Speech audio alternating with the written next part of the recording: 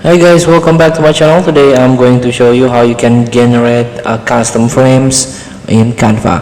All you have to do now, you can open your Canva. If you don't have, please download and install.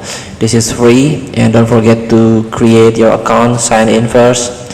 And now you can click apps, and under tab favorite from 2024 you can find these customized frames. You can generate custom Canva frames easily. This is a frame maker created by Repiso. So use it in new design. Let's start.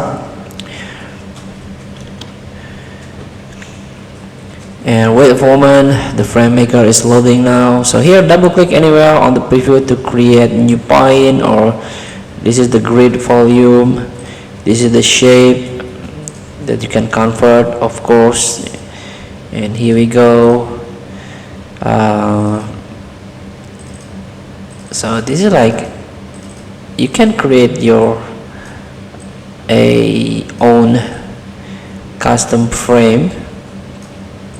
Let's try with this. And also you can remove a point, double click anywhere. Let's try double click in the middle, and it will be like this. And you can remove a point, it will be like this. Done. So let's try with this, and let's move it here. Here